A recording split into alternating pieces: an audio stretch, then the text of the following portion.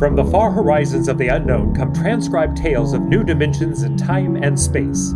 These are stories of the future, adventures in which you'll live in 1,000,000 could-be years on 1,000 maybe worlds. Today, Bergen Stage's Radio Theater brings you the story A Pail of Air by Fritz Lieber.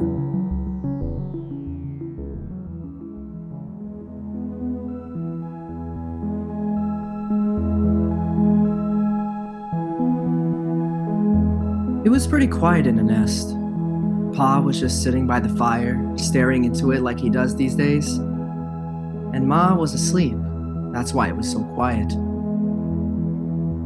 Ma has some pretty bad times when she just screams and huddles back against the blankets that line the nest. Sis was looking at herself in the mirror that hangs next to the bookshelf. I don't know what she finds to look at so long, but then she's a girl. She just looks at herself. Saturdays, when Pa puts a couple of extra lumps of coal on the fire and we take a bath, she looks at herself in the mirror and sometimes she cries. I dropped the book I was reading and I guess that woke Ma.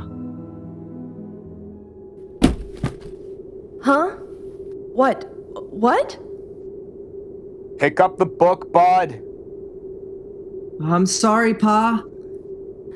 It's come back. Hasn't it, Alfred? It's come back. It was just Bud. He dropped his book. But it's come back. It's out there now, isn't it? I feel a lot warmer. Now, Ethel. It's up there in the sky. Just the way it always was. I know. I had a dream, Alfred. I know, dear. Sis, melt your mother a cup of water. I'm combing my hair. Sis? Oh, all right. I've got to get up. I know it's there. There'll be crocuses, and the spring bulbs, and daffodils. What are daffodils, Ma? Well, buddy, they're a flower, and they're very pretty. Yellow on a tall green stalk. Oh, I want to go out. I want to take the children out. All right, Ethel. Here's some water. Come on, children. We'll all go out and you can play in the sun. Sure, Ma. Here, drink the water, Ma. It's cold, Alfred. You rap on the pipes and make that super send up some more heat. What's a super, Pa? It doesn't matter, Bud. There aren't any anymore. Oh. Pa, the pail's running low. Bud, you better get into your things and go out and get an extra pail of air. There are a couple of pails behind the first blankets. Go on, get into your things. It isn't back, is it? No, it isn't. There's no sun in the sky. No sun, is there? No, Ma. What was it like? The sun. Sis, don't get your ma upset. The sun was yellow and so bright you couldn't look at it. Burning hot, so hot. But when you stretched out in it, it made you feel warm all over. Tingly warm. Been so long since I've been that warm. I was warm last year on my birthday when Pa put all that extra coal on. And then every morning, it would come out of the east, make the clouds all pink and yellow, and the mist would rise from the ground, and then slowly everything would glow, warmer, and then it would be up there in the sky, shining, warm. Hurry up, Bud. I'm almost ready, Pa. I want the sun. I want the sun back. Alfred, get me the sun. It's gone, Ethel. There's nothing I can do. For Christmas? Or my birthday? Go ahead, Bud. Take the big pail and get it full this time. There's no sense in taking the trip for only half a bucket of air. Oh, I spilled it the last time. It's dark, Alfred. It's dark! Go ahead, bud. Strap down the helmet, will you, sis? For goodness sakes, stand up straight. Okay. All right, I'll be right back. Don't hold the blankets open too long. It's all right, Ethel. We're all safe. Bud'll be right back with another pail of air. It's okay.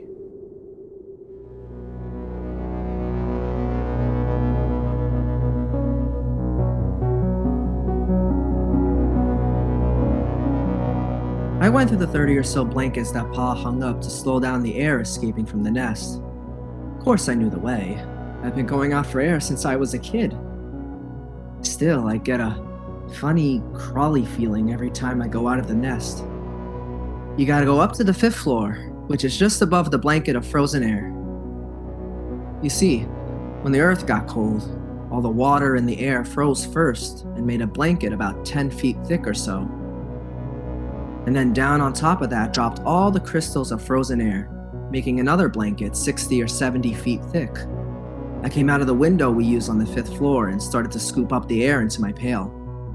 I had it about full. Boy, my fingers were getting pretty cold. When I saw something. Hey, that's a light. Oh, darn it. I kicked over the bucket. There can't be a light. Not moving around in a window like that. There can't be. Ma, Pa, and Sis are back in the nest. And I'm up here, and there can't be anyone else. Everybody on Earth is dead except us.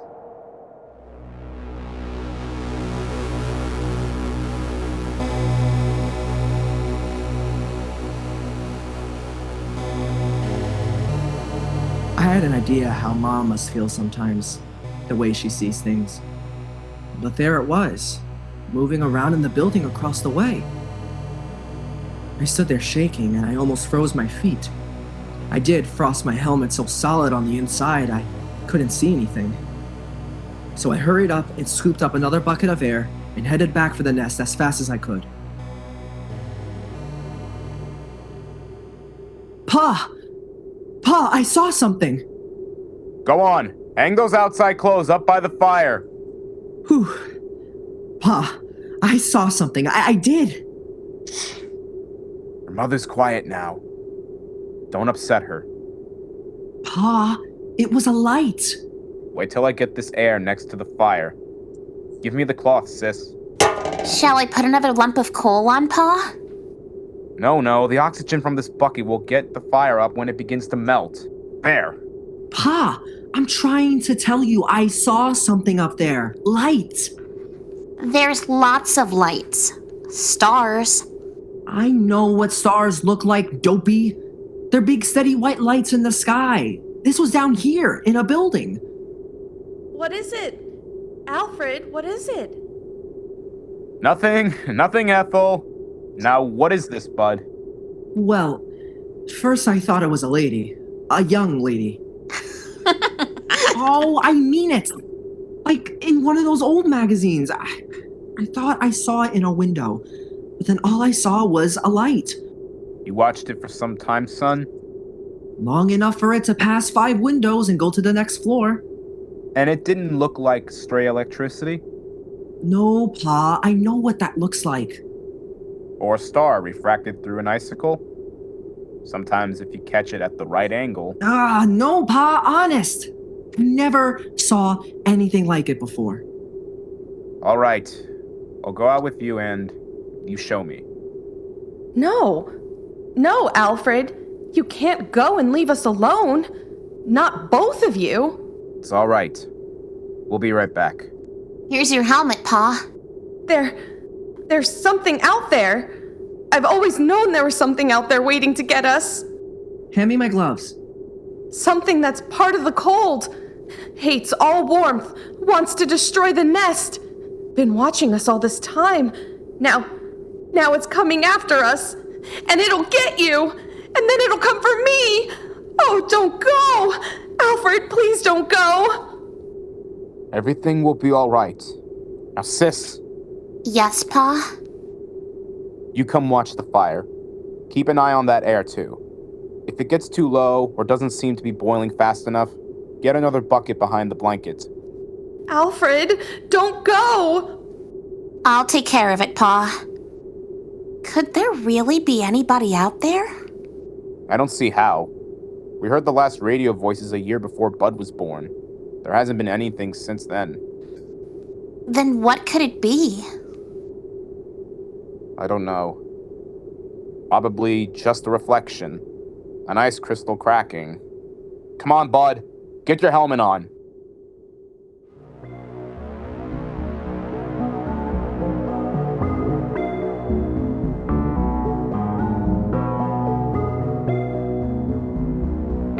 It's funny.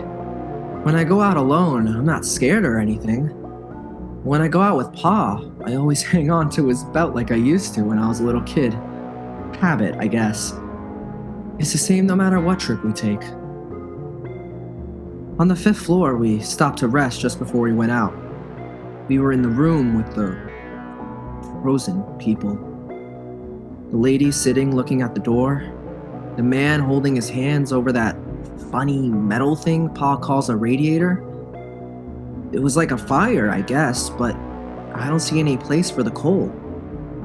We put our helmets together so we could talk. Catch your breath, son. Pa, would it be possible, for any of the frozen people to come to life? Like the ones down in the basement around the furnace when we go for water? No, they're dead. They were caught too quickly when it happened. Oh. Pa, how do we know we're the only ones? We don't, but, well, there's a feeling you get because it's always night. There used to be some of that feeling every night in the old days, but the sun chased it away every morning. You wouldn't know about that. You weren't born when the dark star pulled us away from the sun. You wouldn't know unless you'd seen the sun. Well, I've seen the sun. It's that big star at the end of the Big Dipper. I've seen it. It isn't the same. Come on, we're wasting time.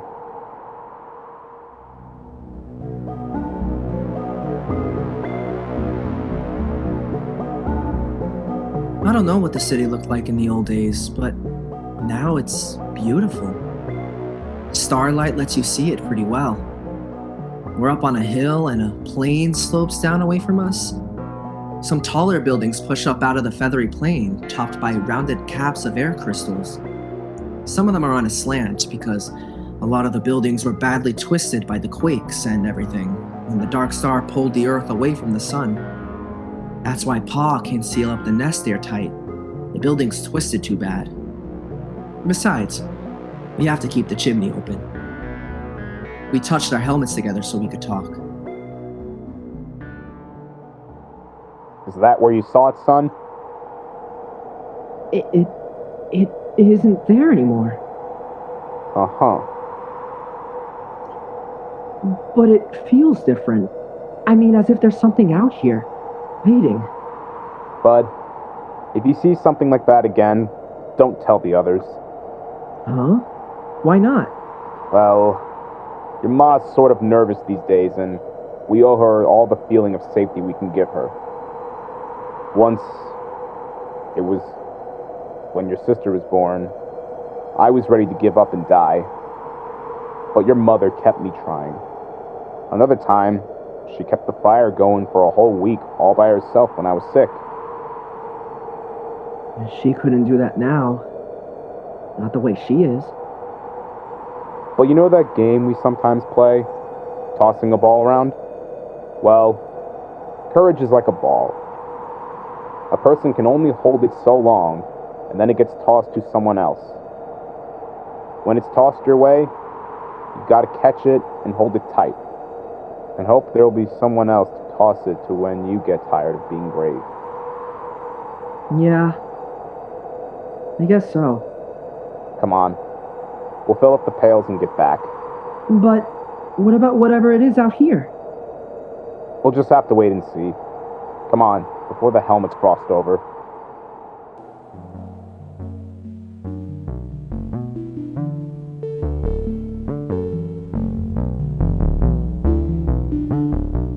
It's pretty hard to hide your feelings in the nest. I mean, there's just room for the four of us. The blanket overhead just touches when Pa stands up straight.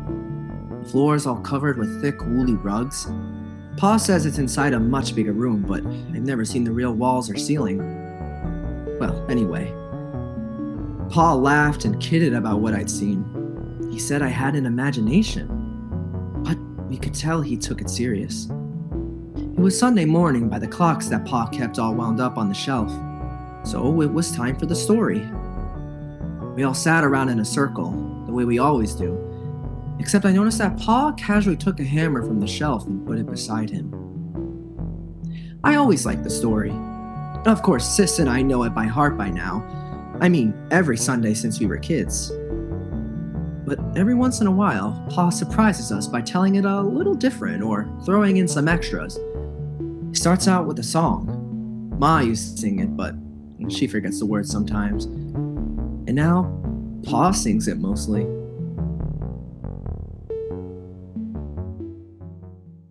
Oh, beautiful for spacious skies, for amber waves of grain, for purple mountain majesties. Of course, the words don't mean anything. I mean, the skies are spacious enough, but there aren't any waves of grain, and the plain is all covered with a blanket of frozen air.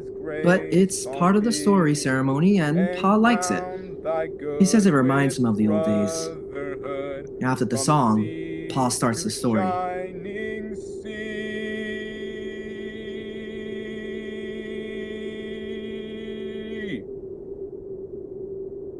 In the days of my youth, the sun hung above, golden and warm, and the earth was fruitful and multiplied, and the fields were green, and the day was glorious, and the wind blew across the hilltops, and air was free and good to breathe. That's the part of the story I like best. About how it was with the sun, nice and warm. It's hard to believe all those people living without having to worry about cold and air. Never waking up sweating and screaming because you dreamed the fire went out. It's impossible to believe, but Pa was a good storyteller, and he made it seem real. And then, the Dark Star came rushing out of space. In the beginning, they tried to keep the news from the people. But when the floods and the earthquakes started, the truth came out. At first, they thought the Dark Star would hit the sun. And then they were afraid it would strike the earth itself. But it didn't. It only came close.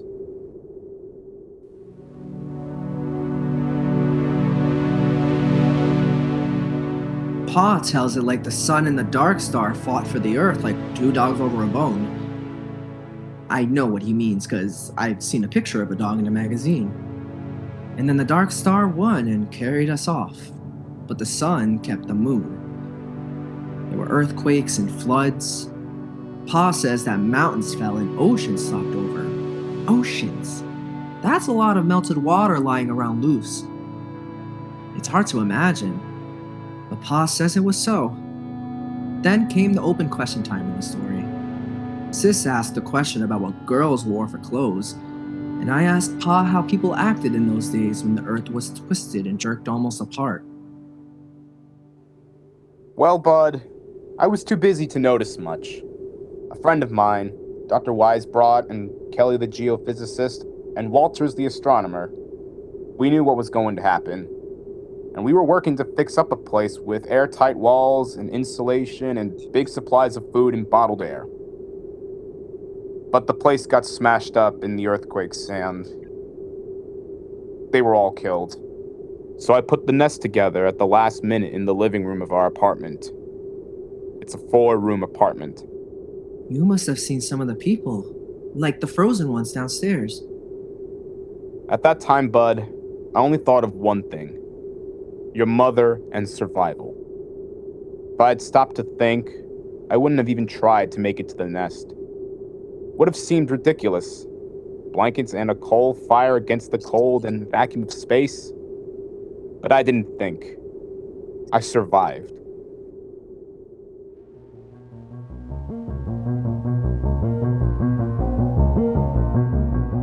I wasn't listening carefully as Pa went on about the building of the nest.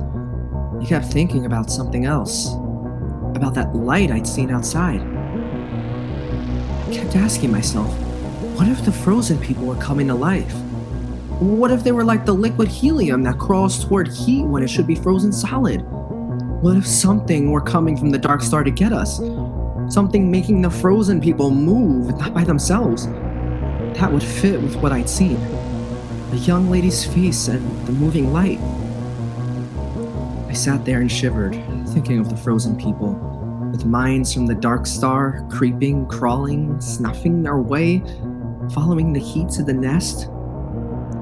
And then, over from beyond the blankets, I thought I heard a tiny noise.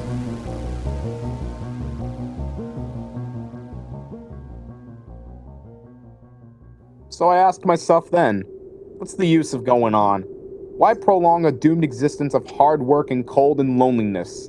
The human race is done. The earth is done. Why not give up? I asked myself. And then, I did hear the noise, louder this time, a kind of shuffling tread coming closer. And then I got the answer.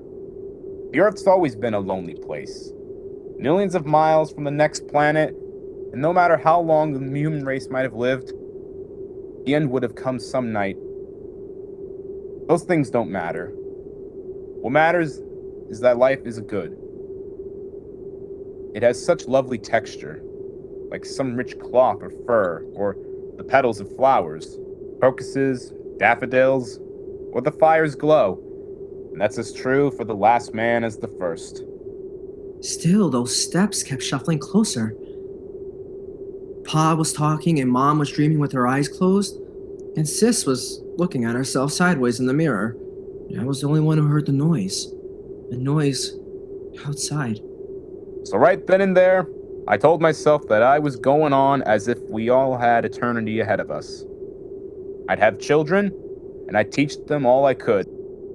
I'd get them to read books, try to enlarge and seal the nest. I'd try to keep everything beautiful and alive. I'd keep alive my feeling of wonder, even at the cold and the dark, distant stars. Pa? Pa, I hear... No. What is it, Alfred? What is it? What's going on? You've got to tell me. Pa? I'm scared. Quiet. Bud. Heard it? Uh-huh. The kind of shuffling, coming toward the nest. Sis, take care of your mother. It's all right, Ma. Lie down. Come on. I'll take the hammer. You take the hatchet. What is it, Pa? What is it? I don't know. Listen. It's closer. Ma, shh. Ah, the blanket is moving. Ready with your axe. Hello? Who's there? Is there somebody in there? Come in! It's all right! They're alive! Alive! Who are you? Alfred Hutchinson. Dr. Alfred Hutchinson. You can take off your helmets in here. But the air? We have air. We bring it in pails. Come on, Ralph. Let's take off our helmets.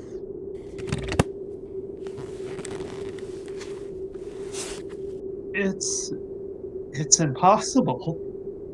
Where are you from? We thought we were the only ones. Los Alamos.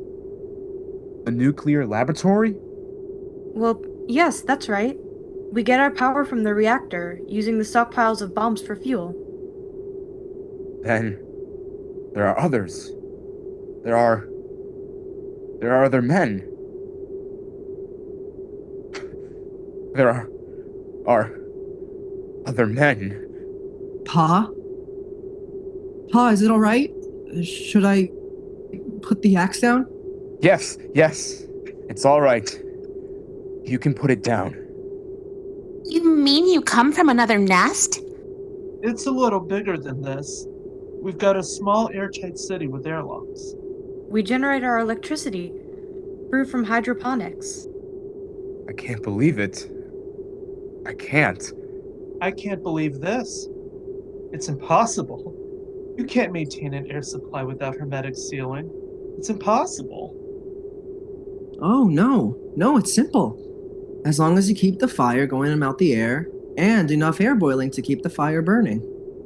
How did you come here? Why? Well, we keep scouting around for survivors. There are a number of colonies: Brookhaven, Oak Ridge, and Harwell in England, and the Argonne Laboratory in France. We didn't expect to find anything in this city, though. But our detectors picked up a heat trace, so we tracked it down. Alfred, you're forgetting your manners. We have company. Of course, of course. Sis, throw a handful of coal on the fire. Pa? A whole handful? Doesn't matter now. And Bud, bring out another pail of air. Why, it's incredible. And you have laboratories and transports?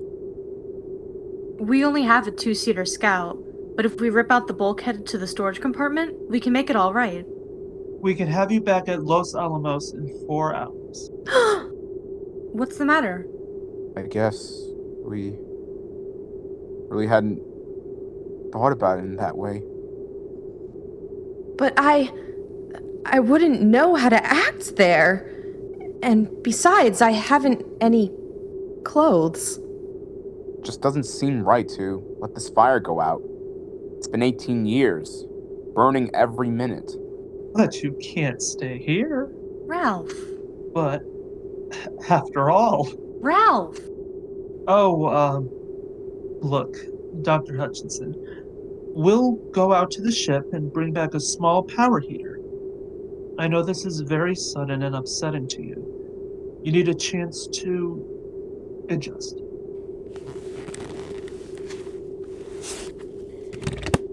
We'll be back in a few minutes. It's incredible. In buckets. Air in buckets. Well, They didn't think the nest smelled so good, I could tell. She had a wave in her hair. Did you see that? And lipstick. I suppose we have to decide what to do. Pa? At Los Alamos and those other places? There'll be lots of people, won't there? Yes, I mean, not just your father or a brother? that's right. Boys? I suppose so. But somehow I feel a little empty. Alfred? Alfred, it's different now that we know others are alive. You don't have to feel the responsibility for keeping the human race going. Pa? I'd like to see those rockets in laboratories. Wouldn't you, Pa? I suppose so. It won't be easy leaving the nest. I mean, it's just right. And there's only 4 of us. It's kind of a scary idea. Big place with a lot of strangers. You'll get over that feeling, son. The trouble with the world was that it kept getting smaller and smaller, till it ended with just the nest. Now it'll be good to have a huge world again, the way it was in the beginning.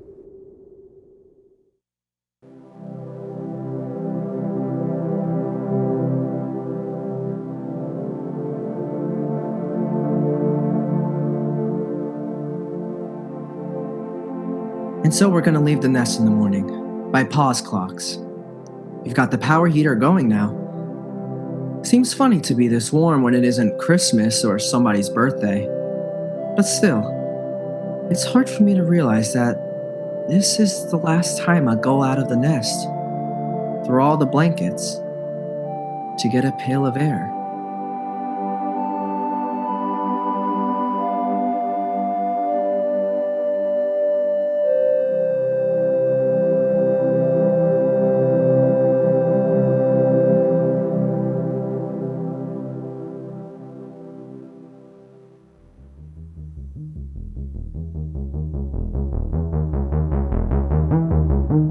You have just heard the Bergen Stage's radio theater production of A Pail of Air, written by Fritz Lieber and adapted for radio by George Lefferts.